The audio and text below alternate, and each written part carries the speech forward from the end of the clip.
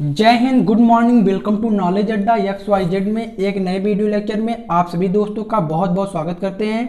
दोस्तों आज का जो वीडियो का टॉपिक है, सब्जेक्ट है PLC माइक्रो कंट्रोलर स्काडा। इस सब्जेक्ट का यूनिट नंबर 4 चल रहा है, असेंबली लैंग्वेज प्रोग्रामिंग। आज के वीडियो में इंटरफेसिंग करने जा रहे हैं स्टेपर मोटर की।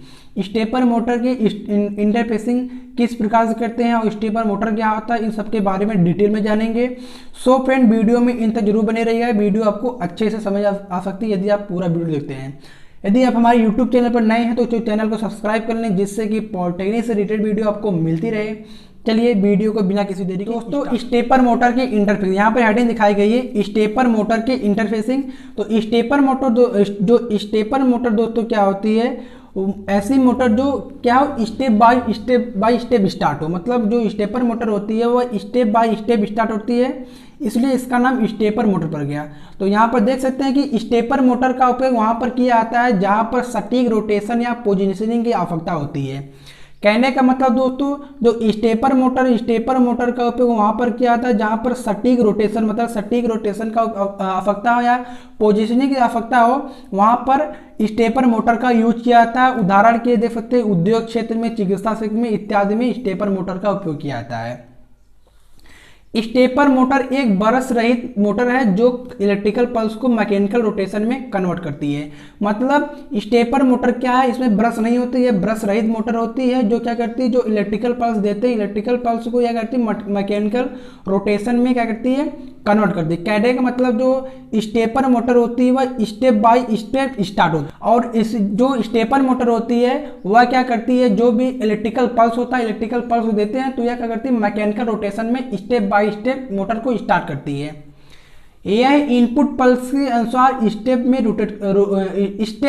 रोटेट करता है। मतलब जो इनपुट पल्स होगा, जितनी बार इनपुट पल्स देंगे उसी के अनुसार जो मोटर का रोटर होगा वह स्टेप बाय स्टेप स्टार्ट होगा। एक स्टेपर मोटर में कई फील्ड या कॉइल स्टेप और एक दांतेदार रोटर होता है। मतलब एक स्टेपर मोटर में क्या होता है, कई फील्ड वाइंडिंग हो सकती है या कई स्टेप हो सकते हैं, और क्या होता है एक दांतेदार रोटर होता है। मोटर का स्टेप आकार स्टेप की संख्या और रोटर के दांतों की संख्या द्वारा निर्धारित होता है। मतलब जो स्टेपर मोटर में जो स्टेप बाय स्टेप मोटर को स्टार्ट कर रहे हैं, तो स्टार्ट करने की जो मोटर की जो स्टेप करने की जो संख्या है वह क्या करती है मोटर के दांतों की संख्या और रोटर पर निर्भर करती है। मतलब रोटर में जितने दांतें होंगे और जो स्टेप की संख्या होगी उस पर क्या करती है मोटर का स्टेप आकार निर्भर करता है। स्टेप का आकार, एक स्टेप में एक रोटर का कोड़ी वेग होता है। मतलब जो स्टेप का आकार होगा वह एक स्टेप में रोटर का कोड़ी विस्थापन होता है। यदि एक स्टेपर मोटर में 4 स्टेप और 50 दांतें हैं तो एक फुल रोटेशन बनाने के लिए 50 × 4 मतलब 200 स्टेप होते हैं, तो स्टेप कोण 1.8 डिग्री होगा।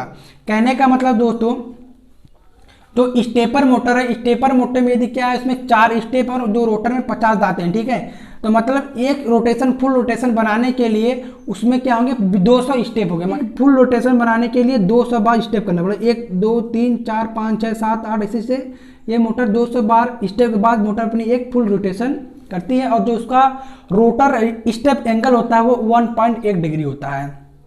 तो दोस्तों यही होता है स्टेपर मोटर। अब स्टेपर मोटर की इंटरफेसिंग को करते हैं, किस प्रकार से इंटरफेसिंग करते हैं स्टेपर मोटर की। जैसा कि दोस्तों आपको डायग्राम में दिख रहा होगा, स्टेपर मोटर की इंटरफेसिंग को दिखाया गया है। इसमें एक 8051 माइक्रो कंट्रोलर है और एक ड्राइव है, मतलब एक इलेक्ट्रिकल ड्राइव है। ड्राइव का नाम है ULN 2003, ठीक है। ये ड्राइव की पिन मतलब की नंबर है, और यहाँ पर एक माइक्रो कंट्रोल दिखाया गया है। सबसे पहले दोस्तों क्या होगा, जितने भी हम इंटरफेसिंग करेंगे, जो रीसेट सर्किट होगा, जो ऑसिलेटर सर्किट होगा, यह सभी इंटरफेसिंग में कॉमन होगा। इसीलिए आपको इसे कई बार बनाकर रट लेना है। तो रीसेट सर्किट का काम यह था दोस्तों कि माइक्रो कंट्रोल को रीसेट करने के लिए रीसेट सर्किट का उपयोग किया जाता है, और जो क्रिस्टल ऑसिलेटर सर्किट होता है वह माइक्रो कंट्रोल में क्लॉक पल्स देने के लिए क्रिस्टल ऑसिलेटर का उपयोग किया जाता है। जो रीसेट सर्किट बनता है एक capacitor C3, push button switch S3 और एक रजिस्टर R3 द्वारा, और जो क्रिस्टल ऑसिलेटर सर्किट होता है वह C1 C2 कैपेसिटर होता है और एक क्रिस्टल एक्शन होता है, और इसी के द्वारा क्रिस्टल ऑसिलेटर का द्वारा बनाता है। और जो क्रिस्टल ऑसिलेटर होता है वह माइक्रो कंट्रोल के पिन नंबर 19 और 18 पर लगा होता है, और जो रीसेट सर्किट होता है माइक्रो कंट्रोल के 9 पिन पर लगा होता है। यहाँ पर क्या होता है कि क्रिस्टल सर्किट को 5 वोल्ट देते हैं और ईए पिन को भी 5 वोल्ट दिया था। यहाँ पर वीसीसी है पिन नंबर 40, इसको भी 5 वोल्ट देंगे, और जो ग्राउंड पिन होगा पिन नंबर 20, उसको पिन नंबर 20 को ग्राउंड कर दिया था। अब बात करते हैं दोस्तों यूएलएन ड्राइव की। ठीक है, यूएलएन ड्राइव की एक ड्राइव आईसी है मोटर को स्टार्ट करने के लिए। तो यहाँ पर दिखाया गया स्टेपर मोटर। स्टेपर मोटर में 4 स्टेप दिखाया गया, मतलब A1 A2 A3 A4। यह स्टेपर मोटर के 4 पेज को दिखाया गया है। यहाँ पर जो इसकी वाइंडिंग है, इसको 5 वोल्ट की सप्लाई देंगे। यहाँ पर जो यूएलएन ड्राइव है, यूएलएन 2003 आईसी ड्राइव है, इसके 4 पोर्ट को, ठीक है, इससे 4 पिन को IN1 IN2 IN3 IN4 को माइक्रो कंट्रोल के पोर्ट नंबर 1 का पोर्ट पिन है P1.0 P1.1 P1.2 and P1.4 से कनेक्ट कर देंगे। इसके बाद जो उसका जो यूएलएन ड्राइव का जो पिन नंबर 20 है उसे ग्राउंड कर देंगे। और इसके बाद यहाँ पर 4 पिन निकले थे, आउट पिन लगी होती हैं, out pin 1, out pin 2, out pin 3 and out pin 4।